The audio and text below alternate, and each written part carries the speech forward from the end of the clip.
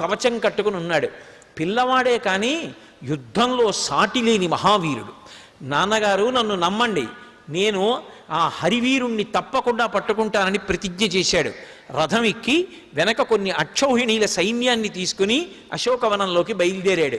చూశారు ఎంత గొప్ప యుద్ధం చేశాడంటే అక్షకుమారుడు, హనుమంతటి వారు ఆ బాణ పరంపరలోంచి తప్పుకోవడం కష్టమైంది. ఆకాశంలోకి ఎగిరిపోయినా కూడా ఎన్ని బాణాలు ప్రయోగించాడంటే పెద్ద శరీరంతో ఉంటే తప్పుకోవడం కుదరక బహుసూక్ష్మ శరీరంతో ఆ బాణాల మధ్య తిరిగారు. ఇక అగ్నిహోత్రం పెరుగుతూ ఉంటే చూడ్డానికి ముద్దుగా ఉందని ఉపేక్షిస్తే ఇల్లు కాల్చేస్తుంది. ముదుసలి ఇంటి దీపమని ముద్దుడు మూర్ఖుడు కాడు అంటాడు రామరాయలు. మా ఇంటి దీపం ఎంత ముద్దుగా ఉందో అని ముద్దు పెట్టుకుంటే మూతి కాలిపోతుంది. పిల్లవాడు చిన్నవాడు ఎంత బాగా యుద్ధం చేస్తున్నాడో అని ఉపేక్షిస్తే వీడు చాలా ప్రమాదం తెచ్చేట్టున్నాడు. వీడికి అలసట లేదు, యుద్ధం చేసే కొద్దీ శక్తి పుంజుకుంటున్నాడు. ప్రమాదకరమైన యుద్ధం కాబట్టి పిల్లవాడిని పడగొట్టాలని మనసు రాకపోయినా ఆకాశంలోంచి ఒక్కసారి నేల మీదకి దూకి చేత్తో కొట్టి రథాన్నంతటినీ భగ్నం చేశారు. హనుమ వేగం అంటే అసలు ఎవరు ఊహించలేరు. మనోజవం మరుతతుల్య వేగం. అంత వేగంతో ఆయన వచ్చి కొడితే అంత ఒడుపుగా అక్షకుమారుడు రథంలోంచి తప్పుకున్నాడు. తప్పుకుని చేతిలో చంద్రహాసం పట్టుకుని ఆకాశానికి ఎగిరిపోయాడు. ఎలా? మహాతపశక్తి సంపన్నుడైనటువంటి వ్యక్తి శరీరాన్ని పరిత్యజించి సహస్రారంలోంచి బ్రహ్మరంధ్రంలోంచి తన యొక్క జీవుణ్ణి ఉద్గమింపచేసి ఉత్తమ లోకాలకు వెళ్ళిపోయినటువంటి రీతిలో ఆయన ఒక్కసారి ఆకాశంలోకి ఎగిరాడు. చూశారు స్వామి హనుమ, ఓహో వీడు ఆకాశంలో కూడా నిలబడి యుద్ధం చేస్తాడనమాట, ఉపేక్షించకూడదని ఉత్తర క్షణం ఎంత వేగంగా కిందకొచ్చారో అంత వేగంగా పైకెళ్ళారు. పైకెళ్ళి అక్షకుమారుడి ముందుకి వెళ్లకుండా కింద నుంచే 2 కాళ్ళు పట్టుకున్నారు. దురదృష్టమో అదృష్టమో హనుమంతటి మహానుభావుడు పట్టుకున్నాడు 2 కాళ్ళు. పట్టుకుని ఆకాశంలోంచి ఒక్కసారి కిందకి ఈడ్చేశారు. ఇలా ఈడ్చేస్తూ దిగిపోయారు. మహర్షి ఒక అద్భుతమైనటువంటి యుద్ధాన్ని ఆవిష్కరించారు. అక్కడ ఏమి చేయలేదు అసలు అక్షకుమారుడితో యుద్ధాన్ని. చేతిలో 2 కాళ్ళు పట్టుకున్నారు. పట్టుకుని కొన్ని వేల మార్లు తిప్పారు ఆకాశంలో. మామూలుగానే ఏదో ఉప్పులు గుప్పు అంటారు, అటు ఇటు చేతులు పట్టుకుని కొంచెం వేగంగా కాసేపు తిరిగామనుకోండి కళ్ళు తిరుగుతాయి. అలాంటిది పట్టుకుని గిర్ర గిర్ర గిర్ర గిర్ర గిర్ర గిర్ర గిర్ర గిర్ర కొన్ని వేల మార్లు తిప్పేశారు. అలా తిప్పితే సభగ్న బాహూరుకటి శిరోధర క్షరన్న సృజ్మిర్మధితాస్తిలోచన సభగ్నబంధి ప్రవికీర్ణ బంధనో హతక్షితై వాయుసుతేన రక్షస. ఆ వేగంలో తిప్పుతుంటేట ఆ వేగాన్ని తట్టుకోలేక కనుగుడ్లు 2 ఊడి ఎగిరిపోయేట. తర్వాత ఇంకా వేగంగా తిప్పుతుంటే వేగం తట్టుకోలేక తల ఊడిపోయి ఎగిరిపోయింది. ఇంకా తిప్పుతూనే ఉన్నారు. ఆ తిప్పుతూ ఉండడంలో నడుం దాకా శరీరం ఊడిపోయి వెళ్ళిపోయి ఎక్కడో చెట్టును కొట్టి పడిపోయింది. ఇంకా తిప్పారు, మోకాళ్ళ వరకు శరీరం ఊడిపోయి వెళ్ళిపోయింది. ఇంకా తిప్పారు, పాదాల వరకు వెళ్ళిపోయింది. పాదాలు 2 చేతిలో ఉన్నాయి. ఇలా చూసి విసిరాతలు పారేశారు. ఆయన యుద్ధం అంటే అలా ఉంటుంది. వాల్మీకి రామాయణంలో లేదు కానీ ఒక చోట ఒక మాట అంటారు, రామరావణ యుద్ధం ప్రారంభం అయ్యే ముందు గ్రద్దలు సమావేశం పెట్టుకున్నాయిట. కావలసినంత విందు, ఎక్కడా ఎవ్వరూ భోజనాలకి డబ్బు కట్టక్కర్లేదు. కాబట్టి ఉపనయనాలు వివాహాలు ఉన్నవాళ్ళు చక్కగా చేసేసుకోండి. కానీ ఒక్కటి మాత్రం నియమం పెట్టుకుందాం, పళ్ళు ఊడిపోయినటువంటి గ్రద్దలు, ఓపిక లేని గ్రద్దలు, హనుమ కొట్టిన వాళ్ళని తినండి. ఎందుకంటే అందులో ఇంకా ఎముకలు అవి ఏమి ఉండవు, గుజ్జుంటుంది. చక్కగా లేహ్యం తిన్నట్టుగా తీసుకుని తినేసేయచ్చు. కాస్త మధ్య వయస్కులైనటువంటి వాళ్ళు అంగదుడు, నలుడు, నీలుడు, జాంబవంతుడు ఇలాంటి వాళ్ళు కొట్టినటువంటి వాళ్ళని తినండి. చచ్చే వరకు కొడతారు, ఎముకలు గట్రా విరిగిపోయేటట్టుగా కొట్టి చంపుతారు. కాబట్టి మధ్య వయస్కులకి పెద్ద ఇబ్బంది ఉండదు, తినచ్చు. అందుకని వాళ్ళు తినండి. ఇంకా యువకులైనటువంటి గ్రద్దలు ఉంటారు, వాళ్ళు మాత్రం బాగా యువకులైనటువంటి వాళ్ళు ఉన్నారు. ఆ యుద్ధానికి రామచంద్రమూర్తితో వచ్చినటువంటి వానరాల్లో అటువంటి వాళ్ళు ఎవరిని చంపారో వాళ్ళు ప్రాణం పోయేటట్టుగా మర్మస్థానం మీద కొట్టి వదిలేస్తారు. వాళ్ళని తినడానికి దంతపుష్టి ఉండాలి. యువకులైనటువంటి గ్రద్దలు తినండి. రాముడు చంపిన రాక్షసులు ఉంటారు, ఎవ్వరూ తినకండి. రాముడు చంపిన రాక్షసుల్ని సాయంకాలం పట్టుకొచ్చి అక్కడ పెట్టండి, అందరం కళ్ళకద్దుకు తిందాం, ప్రసాదం అది అని గ్రద్దలు తీర్మానించుకున్నారు. అయితే ఒకటిది వాల్మీకి రామాయణం కాదు సుమండి, ఎవరో సంతోష ప్రకటనానికంటే రామరావణ యుద్ధంలో ఎవరెవరి యుద్ధశక్తి ఎలా ఉంటుందన్నదాన్ని ఆవిష్కరించడానికి చెప్పినటువంటి విశేషం అంతే. కాబట్టి ఇప్పుడు ఆ వచ్చినటువంటి వాడు అక్షకుమారుడు మడిచిపోయాడు. కొడుకు చనిపోయాడన్న వార్త వెళ్ళింది. మొట్టమొదటిసారి జీవితంలో బాధ అంటే ఏమిటో రావణాసురుడికి అనుభవానికి వచ్చింది. ఇప్పటి వరకు ఒకళ్ళని బాధ పెట్టడమే, తను బాధపడ్డం అంటే తెలియదు. అవతలవాడి బాధ ఎలా ఉంటుందో ఊహించినటువంటి సంస్కారం లేదు. మొదటిసారి కన్న కొడుకు పోయాడు. బాధ అన్నది కలుక్కున గుచ్చుకుంది. చూశాడు, ఓ ఇక ఈ హరివీరుణ్ణి పట్టగలిగినటువంటి వాడు సామాన్యుడెవడు లేడు, ఇక తప్పదు, చాలా చాలా గొప్పవాణ్ణే పంపించాలి అని సభ వంక కలియ తిరిగి కుమారుడైనటువంటి ఇంద్రజిత్ వంక చూశాడు. ఇంద్రజిత్ లేచి నిలబడ్డాడు. నాయనా, నేను యజ్ఞాలు చేసిన, దైవ సంబంధంగా నాకు ఏదైనా ప్రమాదం ఏర్పడినా లేదా యుద్ధంలో నాకు ఎప్పుడైనా క్లిష్టమైన పరిస్థితి వచ్చినా నా కొడుకు ఇంద్రజిత్ ఉన్నాడు అని నిన్ను తలుచుకుని నేను ఊరట పొందుతుంటాను. నిజంగా కూడా ఉత్తరాఖండలో అగస్త్య మహర్షి రామచంద్రమూర్తి అంతఃపురానికి వెళ్ళారు. వెళ్ళి మాట్లాడుతుంటే రాముడు అడిగాడు, రావణుడికి అంత శక్తి ఎక్కడదని. అడిగితే అగస్త్యుడు అన్నాడు, రావణుడు కాదు ప్రమాదకారి, ఇంద్రజిత్ ప్రమాదకారి. ఎందుచేతనంటే రావణుడు కూడా ఇంద్రుణ్ణి ఓడించడంలో కొంచెం కాల విలంబనమై విశ్రాంతి తీసుకోవడానికి వెళ్ళాడు. ఇంద్రజిత్ వచ్చి తలుపు కొట్టాడు పడుకున్న తండ్రికి. నిద్రలో లేచి ఎందుకురా నిద్రాభంగం చేశావన్నాడు. నాన్నగారండి లంకకి వెళ్ళిపోదామన్నాడు. అదేమిట్రా, ఇంద్రుడితో యుద్ధం అవ్వాలి కదా అన్నాడు. ఓడించి నాన్నగారు కట్టేసి కాళ్ళు చేతులు కట్టి లంకకు పంపించేశాను పదండి అన్నాడు. ఇంద్రజిత్ అని బిరుదు వచ్చింది. సామాన్యమైన యుద్ధం కాదు, నికుంభలా హోమం చేసి నల్లటి మేకని ఒకదాన్ని పళ్ళతో పట్టి పీకి అర్పిస్తాడు అమ్మవారికి. అర్పణ చేసి కాని రథం ఎక్కాడా ఇక అది కనపడదు. మేఘనాథుడు మేఘములలో అంతర్ధానం అయిపోతాడు. అప్పుడు ఆయన ప్రయోగించేటటువంటి అస్త్రముల ధాటికి తట్టుకోవడం ఎవరికీ సాధ్యం కాదు. యుద్ధకాండ చదువుతుంటే ఇంద్రజిత్ యుద్ధం చేస్తుంటే భయం వేస్తుంది. అసలు వీడు చచ్చిపోతాడా అని మొదటిసారి చదువుతున్నప్పుడు అంత భయం వేస్తుంది. నేను సంపూర్ణ రామాయణం చెప్పే రోజుల్లో యుద్ధకాండ చెప్తుంటే, ఇంద్రజిత్ యుద్ధం చేస్తుంటే ఆ విషయాలు చెప్తుంటే అలా శ్రోతలు అయ్య బాబోయ్ ఏమిటి యుద్ధం ఎప్పటికవుతుంది అన్నట్టు చూస్తుండేవారు. ఇంద్రజిత్ యుద్ధం అంటే అలా ఉంటుంది. అటువంటి ఇంద్రజిత్ వంక చూశాడు. నాయనా, నిన్ను సామాన్యంగా పంపించను, ఇవాళ లంకాపట్టణం యొక్క స్థితి ప్రమాదంలోకి వెళ్ళింది. వచ్చినవాడు సామాన్యుడు కాడు, ఎవరో చాలా భయంకరమైన వీరుడు. లేకపోతే ఇలా ఓడించడం సాధ్యం కాదు. బహుశः దేవతలందరూ తమ శక్తుల్ని ఒక చోట రాశి చేసి పంపారేమోననుకుంటున్నాను. ఏది ఏమైనా నువ్వు పరాకుగా ఉండు. మొట్టమొదట ఒక విషయం గుర్తుపెట్టుకో, ఆ వానరము యొక్క వేగాన్ని తగ్గించాలి. ఆ వేగము తగ్గితే తప్ప పట్టుకోలేము.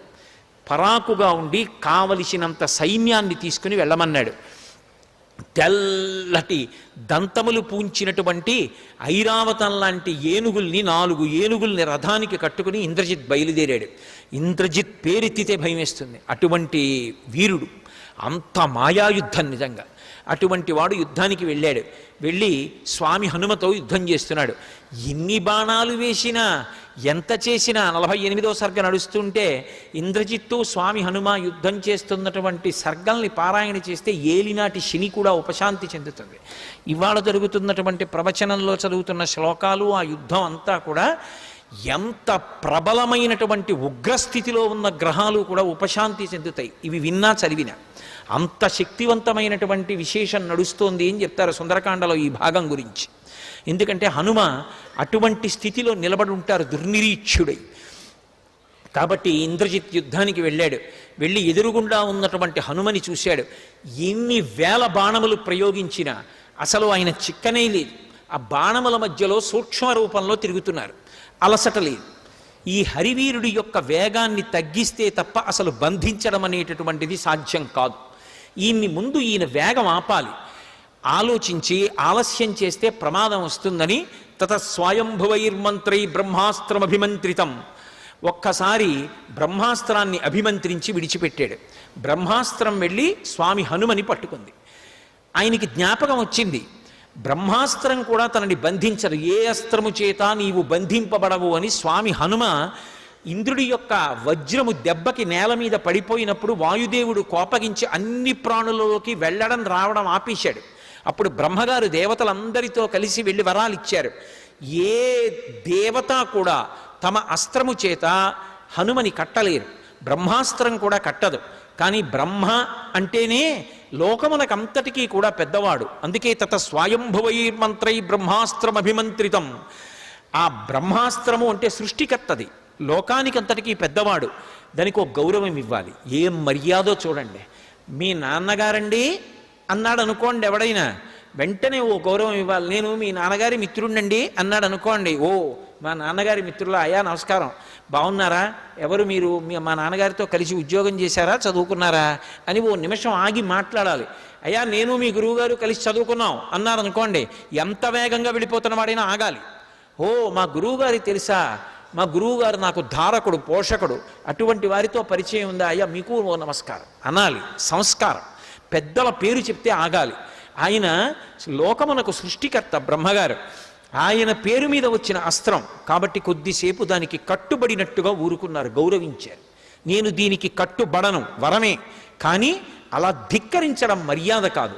ఏమి మర్యాద నిజంగా, ఏమి రామాయణం. మర్యాదానాంచలోకస్య కర్త కరయితాచ సహా. మర్యాదా పురుషోత్తముడు రామచంద్రమూర్తి కించిత్ ఒక్క నిమిషం కట్టుబడ్డట్టుగా ఊరుకున్నారు. ఊరుకుని ఆగిపోయారు. నాకు ఇది చెప్తున్నప్పుడు ఒకటి గుర్తొస్తుంది. నేను ఉద్యోగంలో కొత్తగా జాయిన్ అయిన రోజున మహానుభావుడు బీబీఎల్ నరసింహారావు అని, ఇప్పుడు శరీరంతో లేరు వారు, వారి దగ్గర వేశారు నన్ను మొట్టమొదటి రోజు. ఆయన నీకు మా మేనేజర్ గారిని అధికారిని పరిచయం చేస్తాను రావాయ్ అని నన్ను తీసుకెళ్ళారు. ఆయన ఈయన్ని చెడామడా తిట్టేశారు. ఇలా ఎందుకు చేశావు అని ఏదో ఒక కాగితం చూపించి, ఈయన అక్కడ ఇలా అంటుండేవారు. ఆయన అక్కడ కూర్చుని, కాదండి ఇలాగే చెయ్యాలి, నేనేం తప్పు చేయలేదండి, ఇలాగే చేస్తారు అని చెప్పారు. ఎంతో మర్యాదగా చెప్పారు. ఆయన తిట్టారు, నన్ను పరిచయం చేశారు. నేను హడిలిపోయిన ఇదేమిటి ఇలా తిడుతున్నారు ఈయన. తిరిగి వచ్చేసాం. వచ్చేసిన తర్వాత కాసేపటికి ఆయనే లేచి వచ్చాడు. లేచి వచ్చి, నరసింహారావు ఏమనుకోకోయ్, ప్రథమ కోపం, డిస్ట్రిక్ట్ ఆఫీస్కి ఫోన్ చేశాను, నువ్వు చెప్పిందే కరెక్ట్, అలాగే రాయాలట, నేనే తప్పు చెప్పాను, ఆ కాగితం బట్టరా సంతకం చేస్తానన్నాడు. చిన్నతనం కాదు, నాకు తెలియక నేను అడిగాను, ఏమన్నా మరి మీరు చేసింది తప్పు కాదని తెలిసినప్పుడు అలా మాట్లాడతారేంటండి అని అడగరేంటండి మీరు అన్నాను. ఆయన నా వంక సర్రున చూసి అన్నారు, ఆ కుర్చీకి ఒక గౌరవం ఉంటుందయ్యా, ఇప్పుడే కాదు నువ్వు ఉద్యోగం చేసినంతకాలం గుర్తుపెట్టుకో, ఆ కుర్చీలో ఒకరు కూర్చున్నారు అంటే ధిక్కరించకూడదు. ఆయన ఒకవేళ పొరపాటు మాట్లాడినా మనం నిగ్రహం పాటించాలి. ఎందుకో తెలుసా, అదొక గదిలో ఎందుకేశారు, దానికి ఒక గౌరవం ఉంది. ఆ కుర్చీలో వ్యక్తిని అగౌరవపరిస్తే కుర్చీని అగౌరవపరిచినట్టు. రేపు నువ్వు కూర్చోవు, పదోన్నతి పొందితే. కాబట్టి మౌనం పాటించాలి, అలా తొందరపడకూడదు. అందుకే నేను మాట్లాడలేదన్నారు. నా జీవితంలో ఇప్పటికీ నాకు అదే పాఠం. ఉద్యోగం చేసేటప్పుడు నాకు ఎప్పుడు ఆయన జ్ఞాపకానికి వస్తుంటారు. ఎంత మర్యాదగా మాట్లాడారో చూడండి హనుమ. అది బ్రహ్మాస్త్రం, సృష్టికర్త పేరు మీద వచ్చింది. కట్టుబడతాను కాసేపని కట్టుబడ్డారు. ఆయన ఎప్పుడైతే కట్టుబడ్డట్టుగా పడ్డారో ఈ తెలిసి తెలియనటువంటి రాక్షసులందరూ బయలుదేరి వచ్చారు. వచ్చి గబగబా నార తీసుకొచ్చారు, నారతాడు తీసుకొచ్చారు, చెట్టు పట్టలు తీసుకొచ్చారు, ఆయన్ని కట్టేశారు గబగబా. సబద్ధ స్త్రేణ విల్కేణ విముక్తో స్త్రేణ వీర్యవాన్ అస్త్రబంధస్య చాన్యం హీ నబంధం అనువర్తతే. బ్రహ్మాస్త్రం అంటే దానికి ఒక గౌరవం ఉంటుంది. అది కట్టిన వాళ్ళని తీసుకొచ్చి ఇంకో దాంతో కట్టారనుకోండి, అది వదిలేస్తుంది. కాబట్టి అది వదిలిపెట్టేసి. ఇప్పుడు ఒక ప్రమాదం వచ్చింది.